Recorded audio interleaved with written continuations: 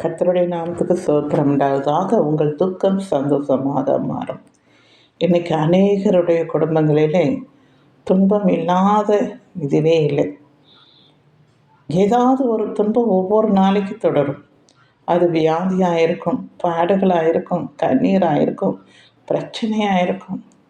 குடும்பத்துக்குள்ளே பிரச்சனை, வியாதி, வறுமை, போராட்டம், பக்கத்தில் பிரச்சனை, உறவினர் மத்தியிலே போராட்டம்.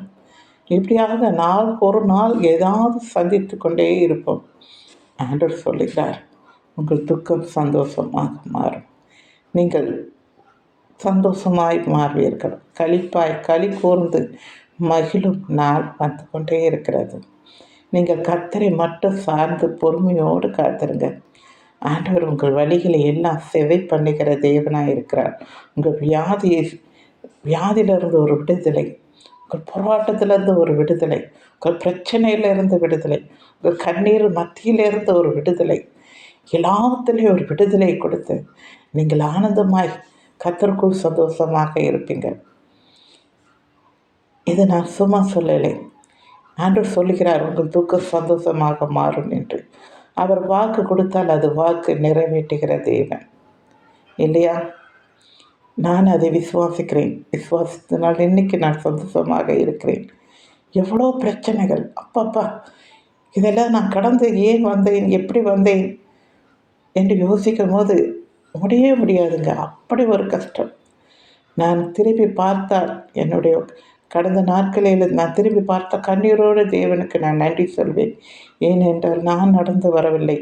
என்னை தேவன் அதில் மத்தியிலே தூக்கி கொண்டு சுமந்து கொண்டு வந்திருக்கிறார்.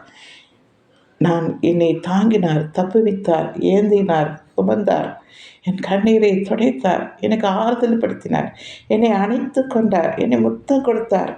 என்னை எவ்வளவோ எல்லாவற்றையும் நான் யோசித்து பார்க்கும்போது ரொம்ப அருமையான அன்பான தேவன் என் மத்தியிலே எல்லாவற்றிலும் கடந்து இன்றைக்கு நான் கர்த்தருக்குள் ரொம்ப சந்தோஷமாக இருக்கிறேன். களி கூர்ந்து ஆனந்தமாக இருக்கிறேன்.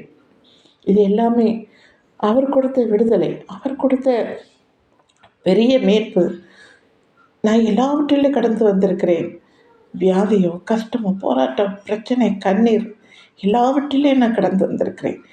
என்னை ஆண்டவர் இன்றைக்கு அருமையாய் அவர் கரங்களிலே என்னை தூக்கி என்னை அருமையாக பாதுகாத்து கொண்டே இருக்கிறார். அதே தேவன் என்றும் ஜீவிக்கிறார். உங்கள் கவலைகளை எல்லாம் மாறும். நீங்கள் ஆண்டவர்கிட்ட கொடுங்க. ஆண்டவரே, நீங்கள் சொல்லியிருக்கீங்க, விண்ணப்பத்தோட வேண்டுதலோடு உங்கள் கவலைகளை என் மேலே வைத்து விடுங்கள் என்று சொல்லியிருக்கீங்க. இதோ என்னுடைய கஷ்டத்தெல்லாம் நான் சொல்லுகிறேன்.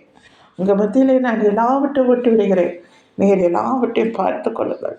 எனக்கு அதிலிருந்து ஒரு விடுதலையை தாங்க என்று சொல்லி ஆண்டவர்கிட்ட ஜெபிங்க. ஆண்டவர் நிச்சயம் மாற்றுவார். சரிங்களா? தேங்க்யூ.